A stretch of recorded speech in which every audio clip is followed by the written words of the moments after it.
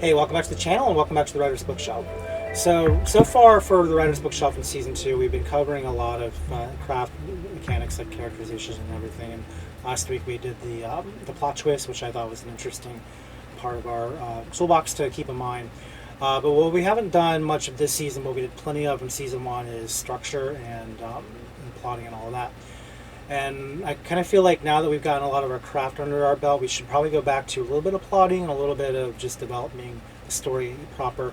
So that's why today we're going to cover Writing Deep Scenes. This is by Martha Alderson and Jordan Rosenfeld. And these particular authors, they have other popular books in the plotting genre. So Martha Alderson is the one who wrote The Plot Whisperer, which I also have in my bookshelf that I will probably get to in Season 3. And then Jordan Rosenfeld has done a book called Make a Scene, which is actually 2 editions of it, which I don't own yet, but I probably will also do that next season should I get a copy of the book. But they're taking the superpowers of both of their book ideas, a plot of The Plot Whisperer and Make a Scene, and they're kind of combining them into this super book of compelling scene writing. So what this is, this particular book, it is a structure book. Don't be deceived by the title. You're not writing like, setting pieces. You're not writing necessarily, things that happen within a chapter. This is still about the entire book from beginning to end. But what I like about this is it gives you, there's 4 major sections of it.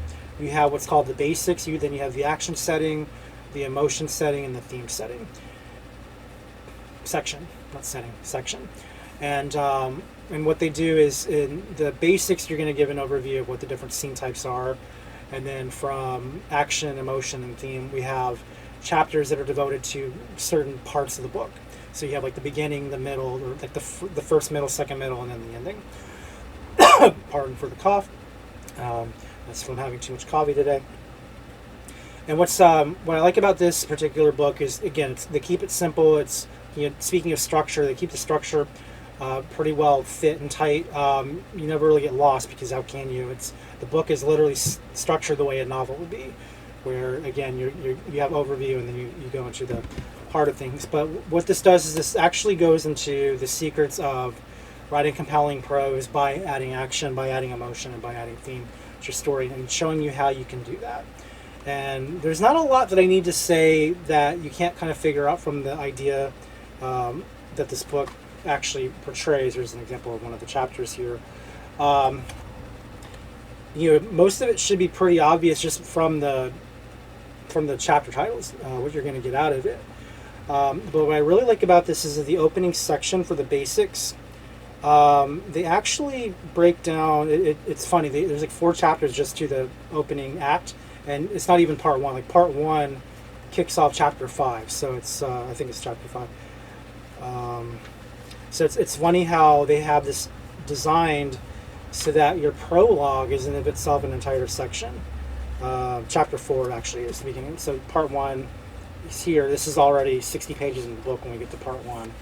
And then you go into chapter 4, action in the beginning scenes. But prior to that, what I like is if you look in the summary here, and every chapter has a summary. That's kind of like the trend of Writer's Digest books anymore. I hope that's on camera. You have a list of the different types of scenes. What's cool is they actually break down the types of scenes that you can look for. So these are the 15 scene types that they outline in the book. They have climax scenes, contemplative or sequel scenes. Sequel, if you're familiar with writing structure, is when you have the reflection of what just happened. So the scene would be action, the sequel would be like a reflection.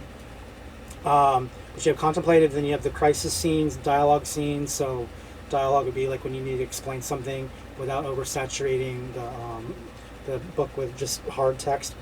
This epiphany scenes, escape scenes, final scenes, first scenes, lay of the land scenes, love scenes, recommitment scenes. That's an interesting one. I like that one. Resolution scenes, transition scenes, suspense scenes, and kind of call back to last week's book, twister scenes. And again, these are all words that probably sound familiar. Maybe recommitment may not be as familiar. That's something that a lot of books do not cover, and I think that's an interesting thing to focus on. So I'll give you an overview of what that looks like here. Here's recommitment right here.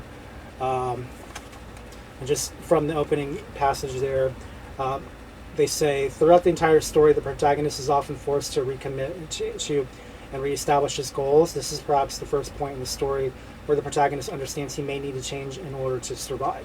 Usually that might be like the midpoint. Using a recommitment scene at the rededication marker, and wherever you wish to show your character ready to give up, only to find inner strengths and resources to push ahead through his many obstacles. And then they give you some occurrences where it might happen that they do a recommitment, like the first example they give is the protagonist takes stock of where he is in relationship to his goal. Another one they give is he makes clear to the reader that he plans to do the next pursuit of his goal, and so on. So again, that's something that we don't often think about in writing, because we do think about always constantly moving forward. Ideally, we might be thinking of the action-reaction, but we don't often think about, in real life, people want to give up. In real life, people face an obstacle that they can't deal with anymore, and then they just want to just throw caution in the wind and just say, I'm done. And they forget like why they're even in the story. I want to say Lord of the Rings has a good example of that, where Frodo, technically gives up near the end, and it takes Sam to help him recommit. It really isn't until the very end that Frodo remembers why he's even on this journey. And if you think about all the supporting actors and all the ways in which they're constantly challenged, at any one point they could give up. Now in mythic storylines, the recommitment isn't as common, I think, because you do have these superheroes who are constantly trying to push forward. But if you think of like Iron Man, Iron Man is somebody who I think on many different occasions wanted to give up the fight. And yet we see his character growth throughout the story constantly changing. And if you saw Endgame, and I'm sure you have, because apparently everyone saw Endgame, because it's the highest grossing movie of all time. Congratulations, Disney, once again. If you've seen the movie, you'll know that halfway through, he doesn't really want to fight anymore. Like, he's happy with his life. He has, he's finally married. He has a 5-year-old daughter. Doesn't want anything to change.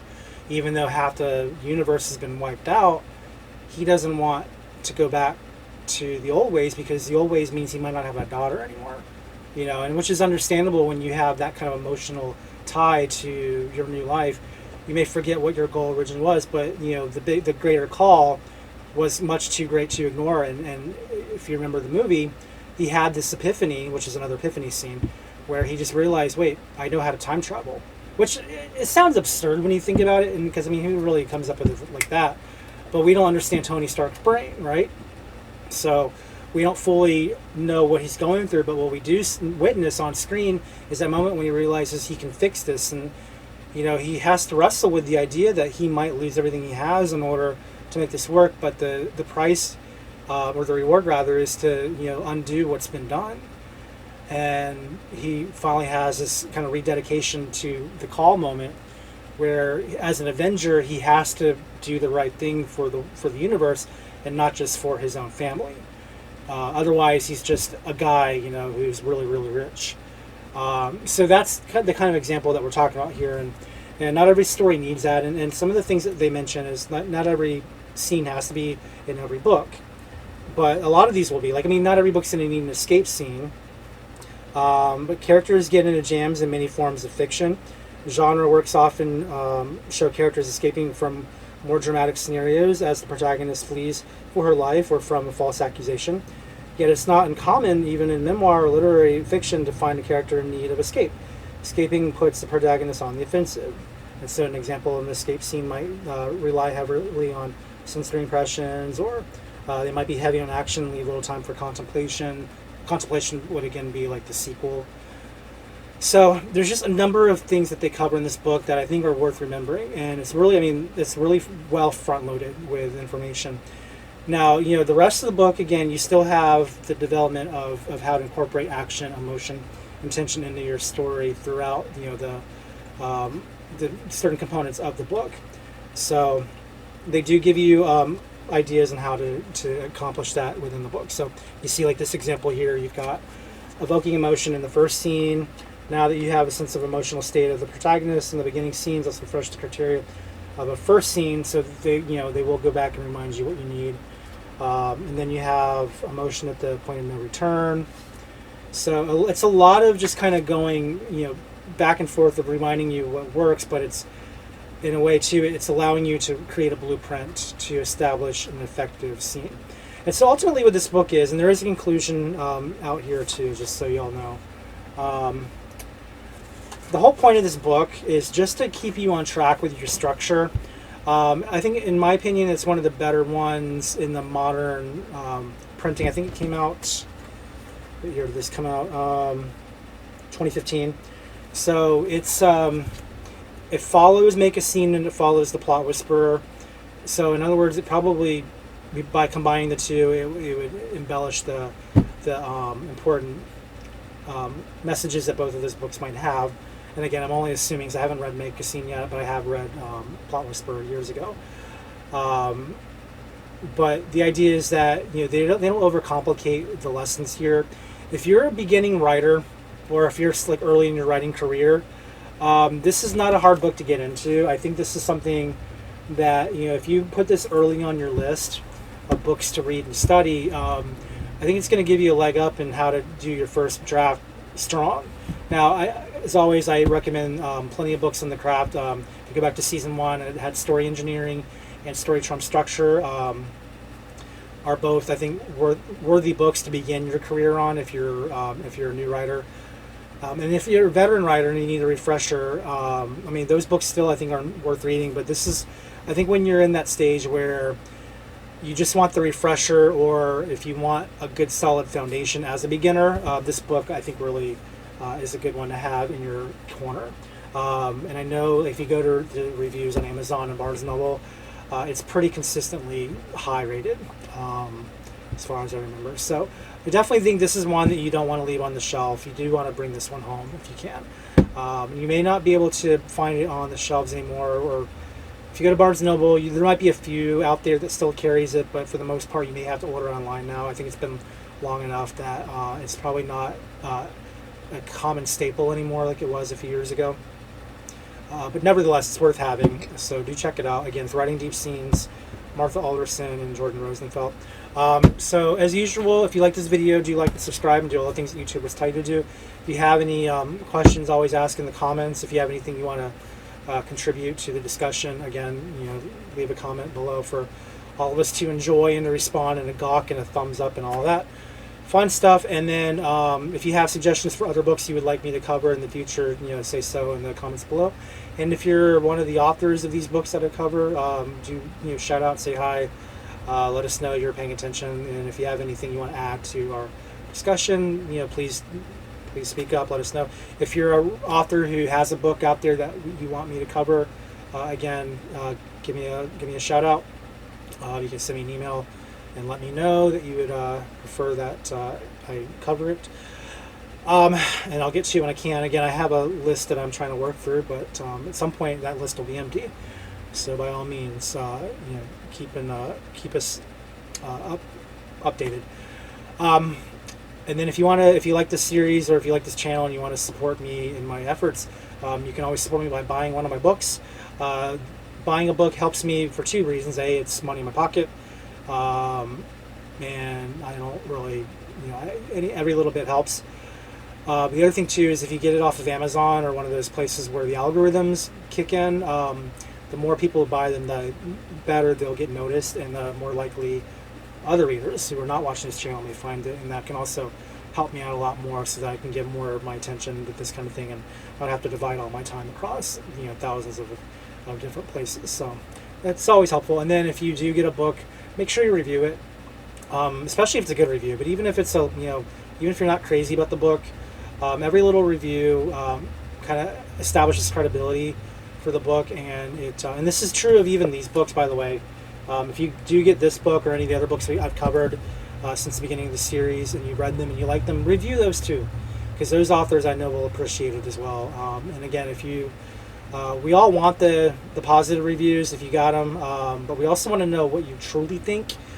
And a star rating by itself doesn't really tell us enough. If you have actual comments that you can give us and tell us why you liked something or why you didn't, it always helps us improve our quality and our craft down the road. So that's something else to factor in. And if you're a writer who needs reviews, that's something to factor in when you reach out to your readers and your mailing list and all that. Is remind them, reviews are important, and that without reviews, the author's career tanks. It's wish it wasn't so, but if you looked at my sales in the last 6 years, I haven't really had many, and a lot of it's because people aren't reviewing my books, and when they might give me a star rating, but they don't say much, and so it's not particularly helpful to other readers if no one says anything about it. So if you have a book and you like it, please speak up, let other people know about it, so that author has a career and can give you more books, maybe even add to the series if it's a series book. So you don't be quiet on this stuff if you can help it. So anyway, just want to throw that out there as a kind of a point of service. But again, you guys, ultimately, I thank you for sticking around this long and for supporting the channel and keeping up with the series, and whatever you want to contribute to the discussion, by all means, please do. And if you have something you want to share with us, again, leave it in the comments below and tell us what we can where we can find it. So anyway, that's it for today, and come back next week. I'll have another fun book of writerly craftability, and yes, I made up a term, and we'll see you then. So thanks for watching, and until next time, bye.